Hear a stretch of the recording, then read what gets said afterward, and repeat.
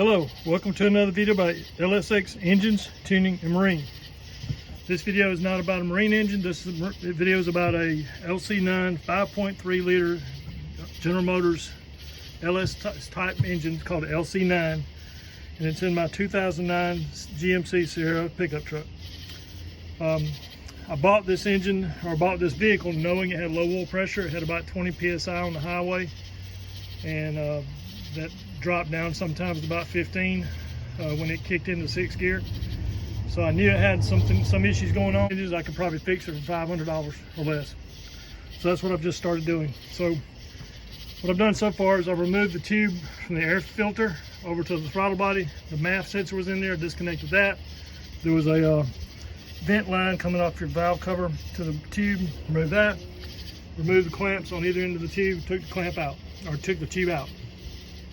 It's a high dollar K&N cold air system. Here's the K&N filter over here in this cold air box. And the tube was K&N also, so that's probably a $500 mod right there. So at this time, I've got the tube removed. The next thing I did was I removed the upper radiator hose from the water pump there, all the way back to the radiator here, because the radiator has to come out. The radiator has to come out so that you can get the camshaft out of the front of the motor. Ultimately, I think I'm headed to get the camshaft out.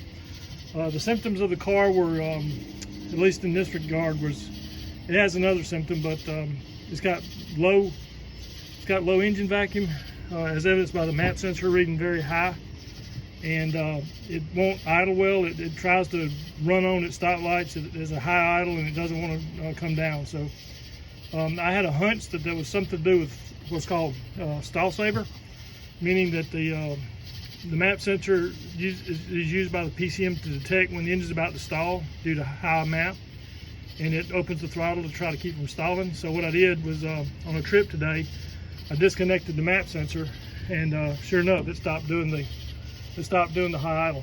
So it was running a lot better. But on the way home from about a 90-mile trip, started having a little bit of a knock, and it got louder and louder.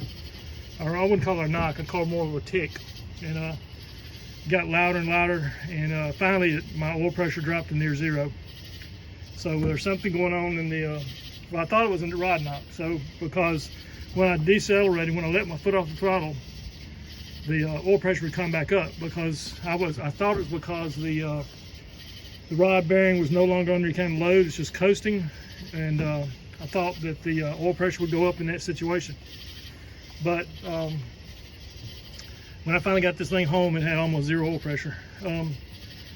So what I did was I went back out and cranked it up one more time, and it cranked up, and there was a huge amount of blue smoke came out the exhaust. That to me is a top end problem. It is not a rod bearing problem. A rod bearing problem would not create smoke in the exhaust. It would just be a noise, and that would not cause any kind of combustion issues.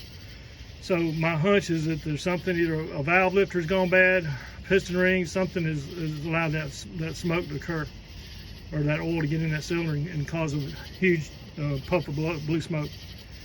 So I decided to go ahead and tear this. I'm going to take this engine top end apart. I'm going to take the intake manifold off, take the water pump off the front of the engine apart, take the cylinder heads off, obviously the valley cover, the cylinder heads, which means the exhaust manifolds, obviously, and I'm going to try to get to the timing cover and possibly take the cam out. Once I get the lifters out through the lifter trays, which are underneath the heads, I'll know more about what I've got to do with the cam. But I'm going to swap out this cam anyway. This engine is a 2009, so it has it does not have variable valve timing, because I'm looking. If it had variable valve timing, there'd be a big bump on this timing cover right here. The DVT has a big, huge bump for the phaser for the variable valve timing. So this does not have variable valve timing, but it does have the active fuel management, which is demand on displacement, which it knocks out 4 cylinders for gas mileage. And that's the system I believe is malfunctioning on this motor. It's all over the internet that system has trouble. So I'm going to take this cam out and the AFM lifters, and I'm going to delete I'm going to do what's called a DOD delete. It's all over the internet if you want to Google that. I will post a link to a process on how to do this, which is what I'm following at the end of this video, or I'll paste it in the description actually, so that you can see what I'm doing. But that's the synopsis of what I'm doing with this motor. And what I'm about to do next is take off the serpentine belt. That's your tensioner right there. Loosen that, take the serpentine belt off. Let me get a good view of how it runs here. The AC compressor is on a separate belt. And just showing the belt routing on this thing. So once I get the serpentine belt off, I will remove the alternator, and I will remove the power steering bracket and pull it, just hang it out of the way, hang it out of the side. I'll remove the water pump, disconnect the hoses over there, of course, first. Remove the water pump, and I'm trying to free up the front so that I can get to the intake manifold. My goal before the night is over is to have the intake manifold off, the ignition coils off, and possibly the exhaust manifolds out. I don't think I'll get the heads off tonight because it's already 10 o'clock and I'm running out of time. But I've done this before, so I think I can get that far at least. So if I have any, I'll post another short video segments as I go to explain each step I've done, or each series of steps as I go, so that you can keep track of the progress and what order I do things. To me, me showing you turning wrenches, or me videotaping myself turning wrenches is worthless. What you need to know is what I'm doing, why, and in what order I'm doing it. That's what's important to me. And if there's anything special about the connectors or the fasteners, I'll point it out. But most of the time, it's just turning a wrench, loosen something, pull it off, and move on to the next. I want to back up and say that one of the first things I did was disconnect the positive battery cable from the battery before I get started. I think I did that, be the first or second thing I did. But at this time, I disconnected this harness connector from the alternator, disconnected the alternating cable, which is right here, and just moved it out of the way. Took the alternator, 2 bolts out from the bottom of the alternator, and pried the alternator out with a crowbar because it wouldn't come out with just a screwdriver. So the alternator was out. I then disconnected or loosened 3 bolts that were holding this power steering bracket on the head, and that hole, and that hole. Somebody's done this before because the bolt that holds that bracket there onto the side of the head, which is right in that hole, that bolt was missing, and also the bolt in the bottom of the bracket, in the bottom of the power steering bracket down under there, it was missing. So it was only held on by the 3 bolts in the head. So obviously somebody's been in here before, and I know that because this engine had active fuel management, and that valley cover is not an active fuel management cover. So somebody's already taken out, somebody's done work to delete the DOD on this thing, but it looks like they didn't do a good job. So I'm having to do it again.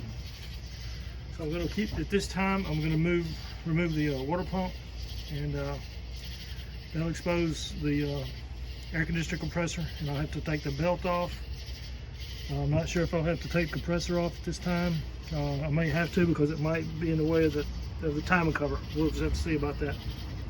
I think the instructions on the internet say you're supposed to take the air pressure compressor off or out, but I'm not taking it out. I might loosen it and pull it out of the way, but I'm not taking it out. So, all right, so fix take the water pump out and clear space for that. I've also taken out the electric fan system off the front, in front of the radiator, and I believe I'm going to have to take the radiator out because the camshaft, when it comes out, will hit the radiator because it'll be in the way. The AC condenser, which is up here in front, there may be just enough room to get that cam in that block without hitting this condenser. I'll have to take a tape measure and see if it'll fit in there. LS cams are shorter than small block Chevy cams, so it might fit. All right, I have now removed the water pump off this LC9 5.3 V8 LS style engine. This is off a 2009 2009 GMC Sierra. One thing I didn't mention last video, there was a plastic cover. I won't call it the radiator cover, although it was covering a lot of other stuff down here, but there was a big plastic cover that was held on. It was held on by plastic rivets in these holes here. I don't know how many, I think there was, I'm not going to count them, but there was probably about 10 or 12 rivets. 2 of them are missing out of the holes. I removed that also before I could get the electric fan system out. So I've now got the water pump off, and I'm trying to figure out how to get this AC belt off. The AC belt is a separate, smaller belt, and to me, I can't see how it's adjusted. There's a rigid bracket right there that's bolted to the block. The compressor is then bolted to that rigid bracket. So where's the adjustability? There's no way that I can see how this belt's tightened up, and it's very tight. It's pretty tight. So it's kind of a mystery to me as to how you put this thing on and adjust it. But I'm tempted to just cut, in order to move on with this, I'm tempted to just cut the belt, and I'll figure out how to put it back on later. Because the main goal is to get this, get everything cleared so I can get to that timing cover right there. So once again, as you can see, this does not have variable valve timing because there's no big bulge right there where the phaser actuator would be. So got the front of the engine dismantled. Now to get to the top of it, get the intake manifold off, get the valve cover, the ignition coil systems off, get the heads cleared up, unbolt the heads, and take the heads off. That's going to be a pretty significant effort because I got to get the exhaust manifolds off both sides and get the harness up off this thing, which is not that hard, but I'll show you how it's done. All right, stay tuned for the next segment. All right, the work I've done since the last segment, in order to be able to swing these heater hoses up out of the way, I pulled the line off the coolant reservoir there, and then both those hoses just pushed up and out of the way. That was pretty simple. On the engine, I disconnected the throttle body actuator or throttle body connector harness. It's got the actuator and the throttle position information in there. Disconnect that. There was a ground wire and the battery ground wire, harness ground wire, and the battery main ground was located underneath that bolt there. Took that out, removed the harness and the battery wire, which is hanging right there. Put the bolt back in. Then moved on to the harness on the passenger side of the engine. So this is pretty simple. There's a green clip. You just, let's see, here's one right here. So you slide the green clip back, and then you press on that. You slide this green clip back, and you press on that gray button right there, and this connector slides off the injector. So there's 4 injectors on this side. I've removed all of them. And then you have one connector that connects the whole ignition harness, which is right here. Pull that loose, and that came out, and the ignition harness stays with the with that. There's a metal bracket that mounts to the top of your valve cover here, and there's other screws, and it holds this whole assembly on your valve cover. I'll just take that off as assembly and don't disconnect the harnesses. Very simple. The harness swung up and out of the way over here. That's it back there, across there. But the harness on the passenger side has now been removed. I'm now about to move on to the driver's side, and then I'll be able to lift this harness off this engine. You can't take the harness out. You just kind of hold it up with wire up above the engine and pull the engine out from under the harness. There's a wire I didn't see before. Oh, it's right here. So this was my map connector. It went here. That's a map sensor on the, what they call it, Trailblazer SS, or new body style intake manifold, which this is. The map sensor's up on the front. On the old style is on the back. So that's your map sensor right there. So about to finish the harness on this side so I can lift this harness off the engine. Okay, since the last segment, I've now removed the harness on the driver's side. So there was a connector. This is your evaporative system solenoid. There was a connector right there. Pull that out. There was 4 injectors. Loosen those. Again, ignition, which was right there. Pull that loose. I've already taken this ignition. They call it the coil pack. I've already taken it off the head. It's right there. Use a deep. This used a deep point 10 millimeter socket, deep 10 millimeter socket with a universal joint and my impact driver. I got that out. It came out pretty easily. The coolant sensor is connected right here. There was a harness hold down right here. It is where's there was a harness hold down right here that was holding that harness. I opened it up, pulled the harness out, and it came out with the bolt anyway. So I'd take it off anyway. So this harness is now freed from the engine on this side, and You can't, like I say, you can't remove it unless you want to go to trouble taking it off from the back of the engine and also, or back of the car vehicle, and also cross over to that side. So no sense in doing that at this time, because the harness runs, it's right there, it runs over, it runs down. It probably runs to O2 sensors on this side of the engine. I know it comes up, let's see, this is it right here. Actually, it's coming over here. That's my MAF sensor connector. You see it moving down there? I might be able to get it back out to this side, but it wouldn't really do me a whole lot of good. Like I say, if I could just take this harness and pin it up to the body with some wire here and here, I'm gonna be okay. So the harness is now freed from the vehicle. I'm gonna get the ignition coil packs off this side, and then this the intake will be ready to come off. Well, actually, the next thing I have to do is pop the, it's a supply only line. There's no return. The return's down at the bottom, down by the tank. And so I'll be pulling that fuel line off, and that'll free the fuel line up. There should be a Schrader valve somewhere on the system. There it is right there. As I was saying, there should be a Schrader valve. The Schrader valve is right there. That's how you relieve the pressure on your fuel system. Before you take that line loose, you want to loosen the pressure. Also, this is your PCV valve back here on the back of the valve cover, and to get it off, I couldn't figure this out at first, but I found this little, I played with this a little bit, and if you pull it back, it's like a relief lever. Pull this straight back, and watch how it works. Pull it back, and it releases off that line. So that's how you do that. So that came off. This one was another story. I could not figure out how to get the had this little white plastic clip on it, and trying to get it off, I broke it. I'd buy a new one from the dealer, but that's your evaporative line coming from your gas tank, and it hooks up right here. This solenoid, when it's energized, it sucks fumes out of your, there's a charcoal canister by the tank. It stores gas fumes, and this device sucks them in and burns them when it's running. All right, so that's done, and like I said, I'm fixing to pull the ignition coil off this side of the motor, and then I'll remove the valve covers to have access to the cylinder heads, or to the cylinder head bolts. All right, and now I have the valve covers ready to come off. Before I pull them off, I want to show you what I've done. There was a metal clip. This metal clip right here was holding on the fuel connector. I haven't pulled the fuel connector off yet, but it was right here. And it goes on and snaps on. I unsnapped it, pulled it backwards, or pulled it forward towards me, and it came out. The clip is out. So now it takes a special tool that's a quick neck fuel line fitting. I have the tool, I just haven't done it yet. I'll do it in a second.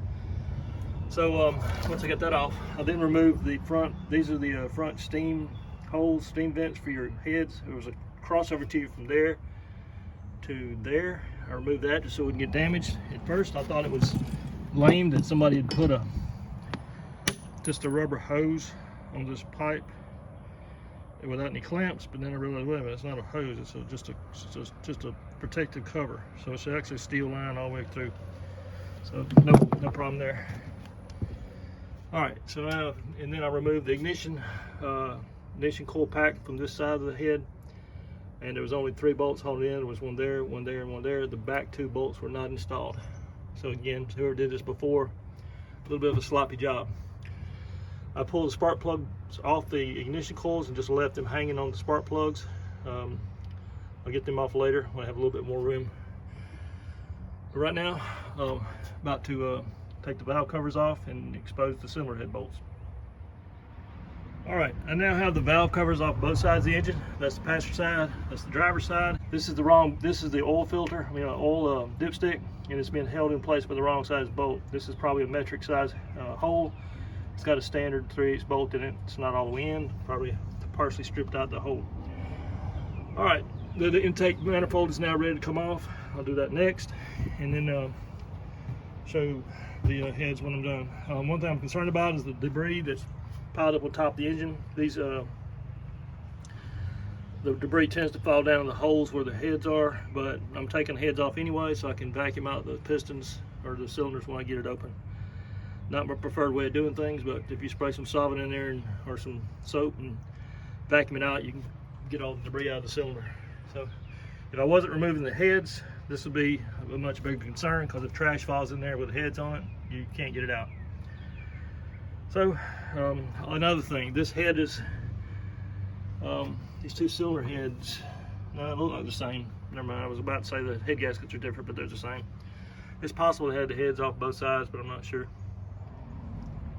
All right, I now have the fuel line pulled off the fuel inlet. Like I said, it's a supply only, it's not a return. And the fuel line is disconnected. I've also loosened off 10 bolts on the intake manifold. There's one here, and then there's one down in there, and then there's 3 more going back. I used a impact drill with extension and a universal joint and a 15mm socket. Actually, these are 8mm, but excuse me, 5/16 and 8mm are the same. These are 8mm. I used a 5/16 socket with extension. So this bolt, that one, and then 3 more going back. The intake manifold is now loose, and I'm about to lift it out. All harnesses are disconnected, and this thing is ready to come out. Let's see how that works. All right, I've now reached a milestone where I've got the intake manifold off to expose the cylinder heads, and you can see that 1, 4, 6, and 7 are the active fuel management cylinders. The other ones are regular cylinders. They run all the time. I'll show more of that when I get the heads off, but the intake's now off, and I'm now removing the spark plugs on both sides and the spark plug wires so that I can get these heads off.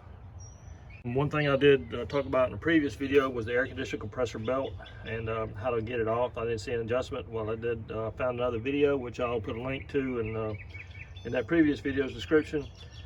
You cut the belt off. Here's the belt, and the only way to get it off is to take some cutters and cut it. I guess they now, instead of using just torque to yield bolts, they now use torque to yield belts, which that's a joke, by the way. But this is a one-time use only belt apparently, and to put the new one on, you put it on in like a bicycle chain and stretch it on.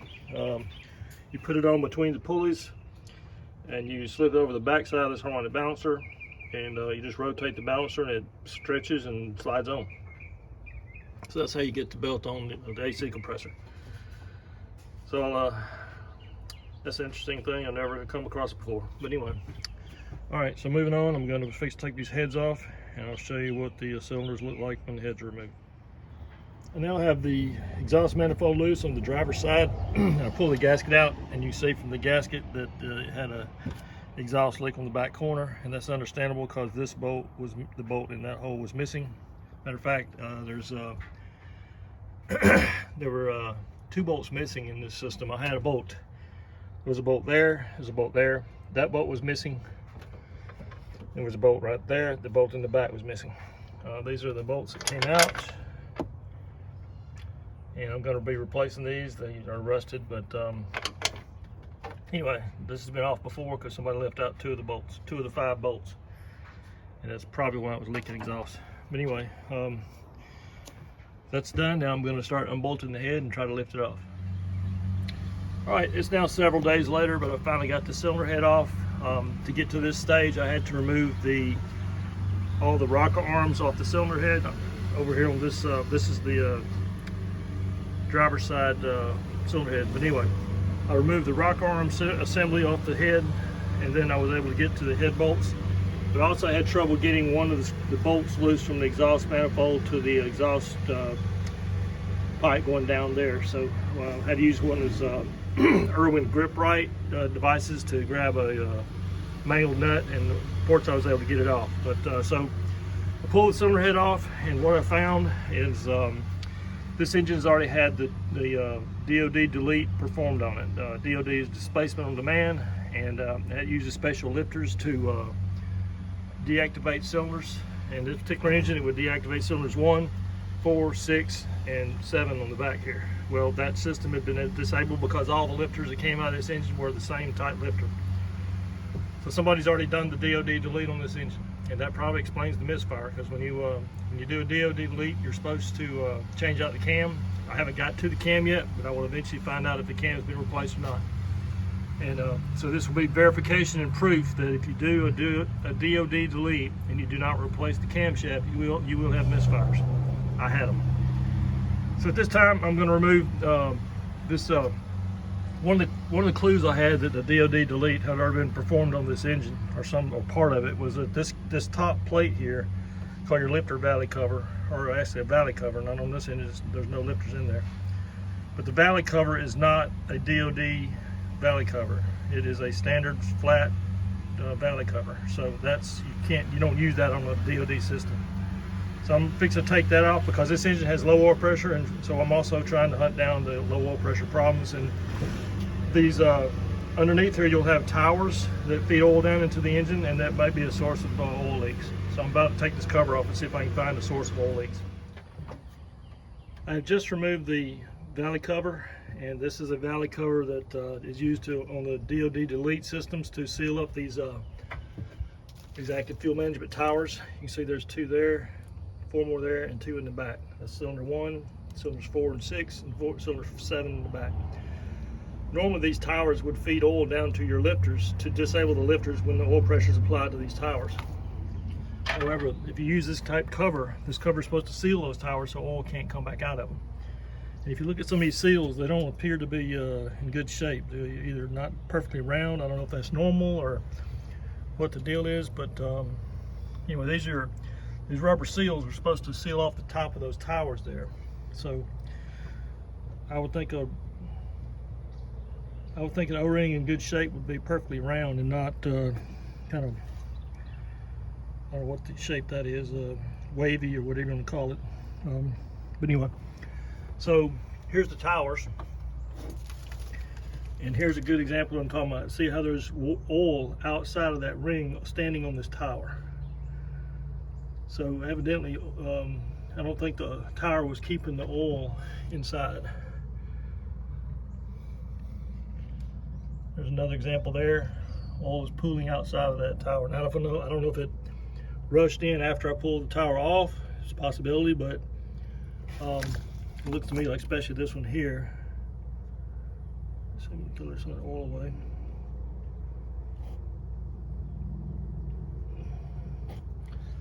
It's hard to tell. I'm trying not to wipe it too hard because I don't want to.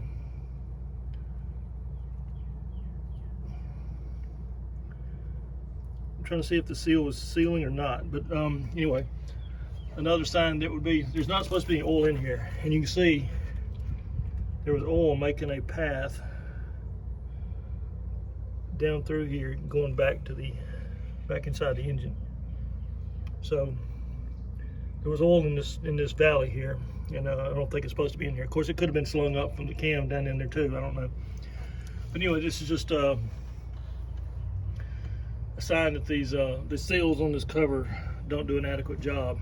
And one reason I think so is because, so here you got a gasket. You've got a gasket with a seal on it also. This gasket is also a metal gasket that's got thickness to it. And so when you compress this plate onto that metal gasket, you can only compress it so far before you hit the metal part of the gasket, so you can't compress it anymore. So it's kind of like you're compressing here, but you really need it to compress there. So this is all, the seal you get here is depending on how much you can compress this against that seal there. Kind of a dumb design system. So the way you're really supposed to disable demand on delete is drill out these holes and tap them with 1/8 inch pipe thread, and then put 1/8 inch pipe plugs in these holes.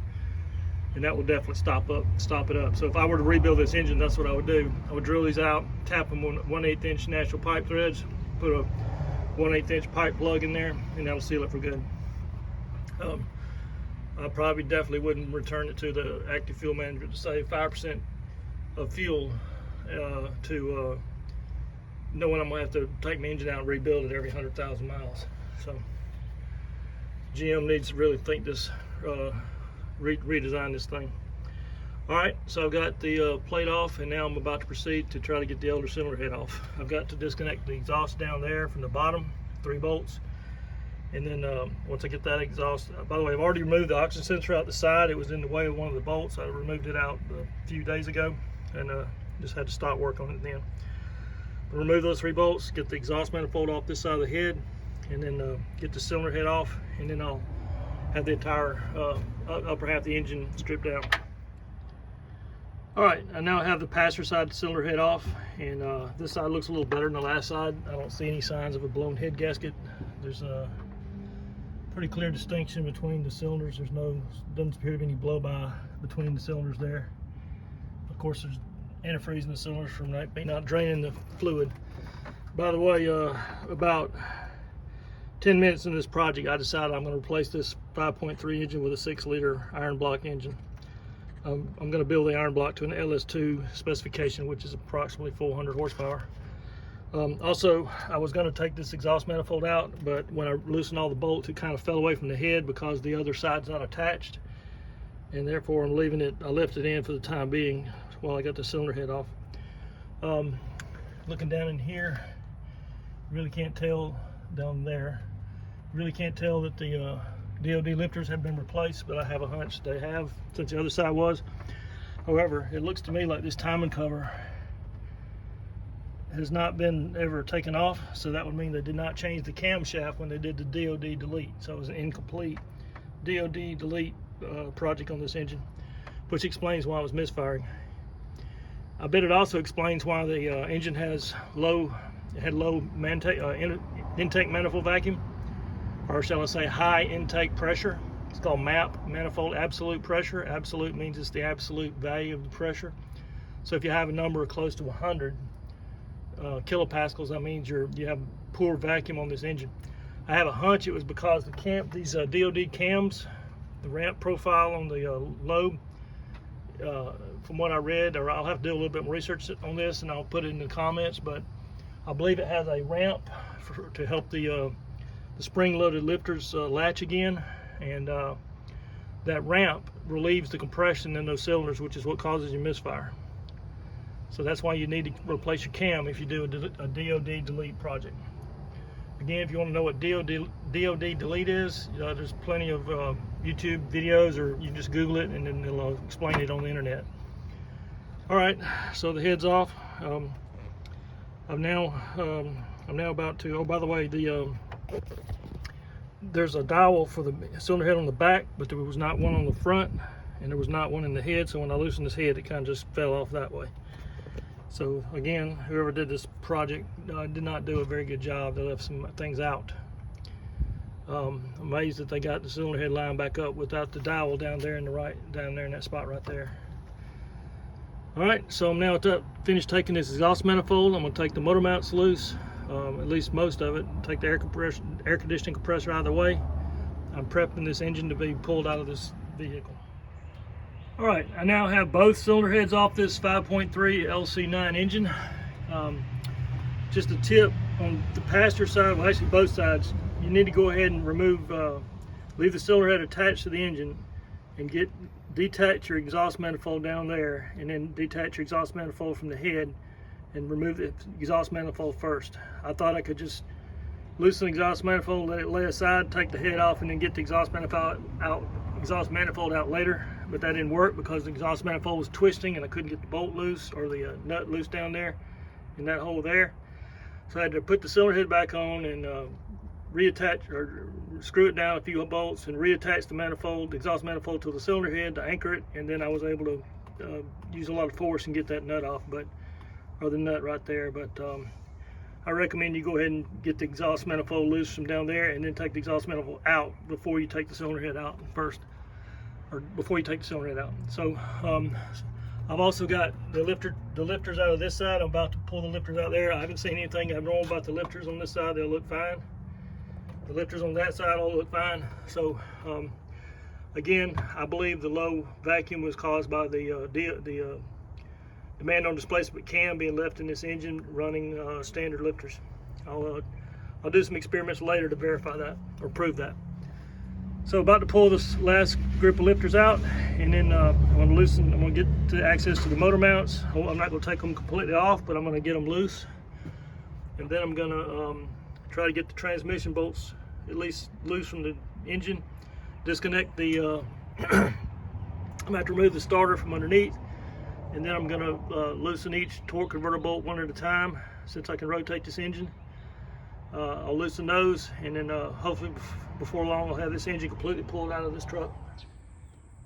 All right, I'm now about to pull this LC9 engine. I think I've got everything disconnected that would keep it in here. So there are 2 transmission bolts on the side, on one in the corner, one just below it about 6 inches. There was one right there holding that fuel bracket on the back. It was about 1 o'clock.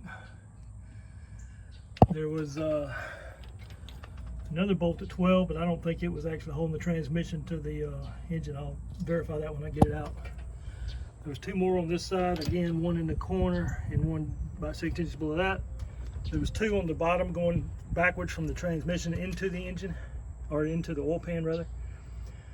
All right, I'm gonna disconnect. While we're disconnecting the top, this is the oil cooler lines coming right through here up to the radiator. I've disconnected the top. I've got the bottom and the clip out, but I haven't pulled it out because when I do, oil goes everywhere. So I'm gonna wait and pull that at the last minute and put a cup under it and just deal with whatever spills out of the radiator. I've got 3 motor mount bolts loose or taken out on that side, 3 motor mount bolts taken out on this side. There was a small 10mm underneath this motor mount that was holding the bracket that's holding the transmission lines to the side of the engine. There's one 10mm right here on the front holding a plastic wire loom to the front corner of the engine. This bolt comes out and then this whole plastic piece drops off.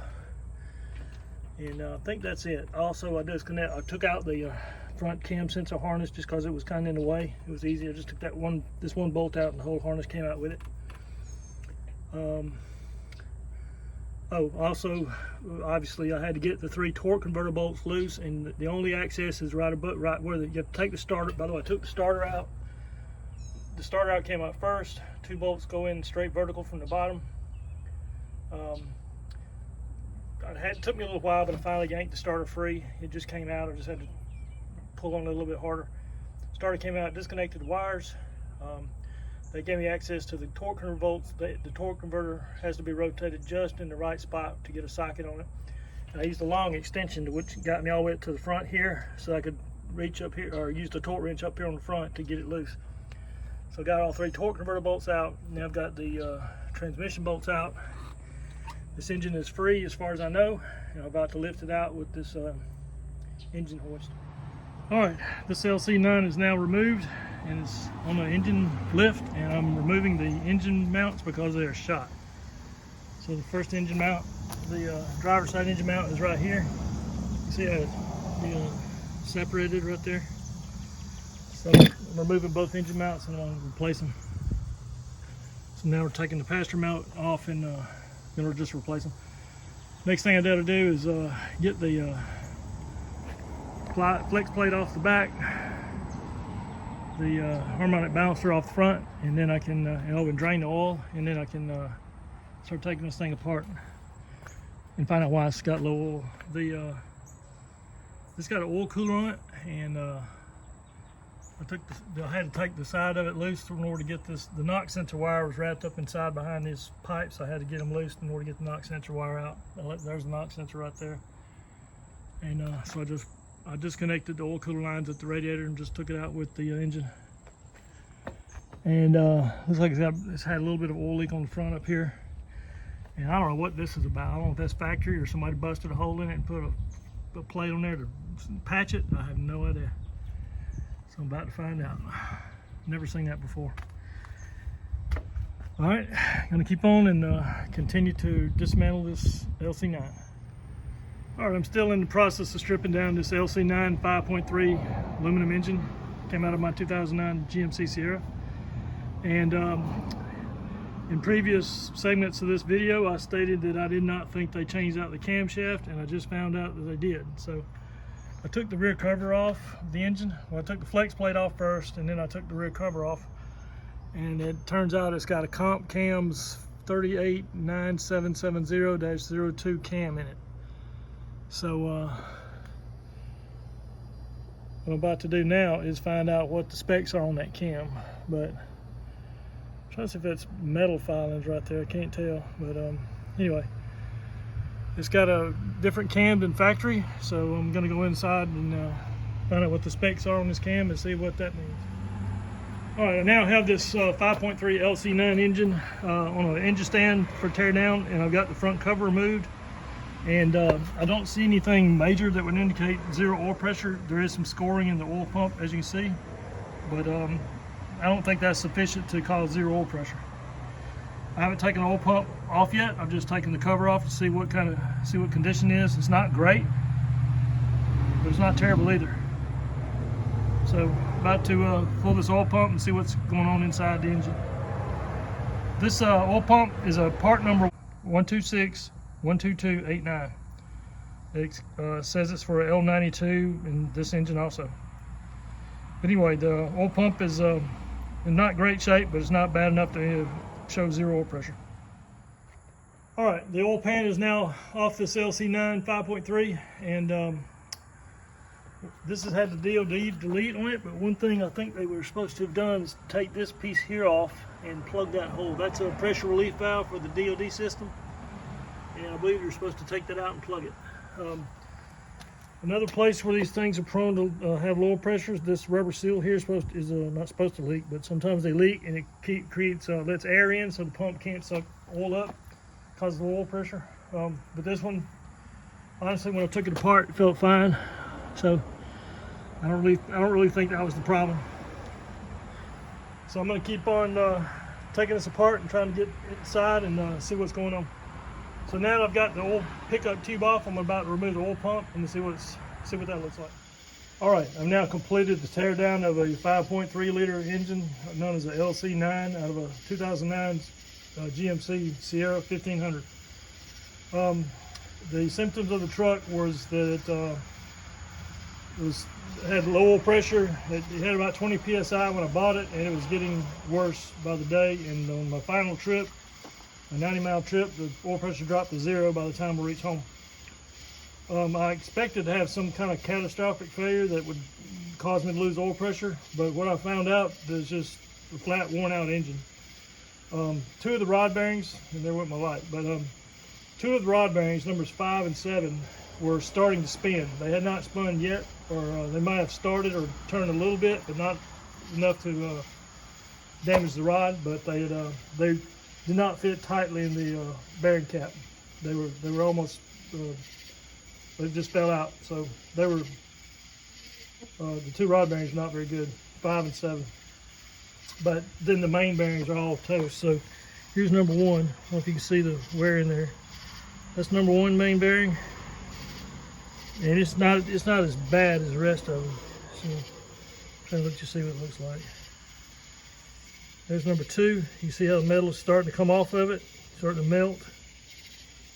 Number 3, same. Number 3 is probably worse than number 2. You see how the deposits of aluminum where this bearing is starting to go. Now these are mains. There's the 4th main, and then there's the 5th main. And it's the worst. So you see all those melted aluminum deposits. So the main bearings are all about toast. And when I put my fingernail on the journals on the crankshaft, it was like mountain ridges. It was up and down, up and down. The main journals were toast too. So the combination of all the main bearings going out and the rod bearings, even though 5 and 7 were starting to spin, the rest of them weren't in great shape either. So the combination of bad main bearings and bad rod bearings is what did this engine in. So it's not one catastrophic failure, it's just the overall failure of the engine being worn out from all the failed rod main bearings. Typically, they say that sometimes the cam bearings can walk. That one did not. There's the 2nd bearing did not. Number 3 did not. Number 4 did not walk. Number 5 didn't walk. So there wasn't an issue with the cam bearings walking out of this block. So the gist of the story is if you have low oil pressure, 20 psi, and it gradually drops and just goes out, it's because your bearings are going out. So other than if it's 20 psi and it suddenly drops to 0 from 20, then you might have a catastrophic failure. The cam bearing might walk out and cause the pressure to go to 0 right away. But if it just gradually drops from 20 down to 0 over a period of time, a little at a time, and has a slight knock, then you know that your bearings are going out. And that's what I've experienced. All right, that wraps up the tear down of this LC9. I've got a 6.0 I'm going to replace it with. And at this time, I'm going to take pictures of both sides of this block and compare it to the 6.0 and see what bosses I'm missing. And I hope I've got all the same bosses so I can put the air conditioning and other things back on this engine, or back on the 6 there. So thanks for watching, and subscribe to my channel if you find this video helpful.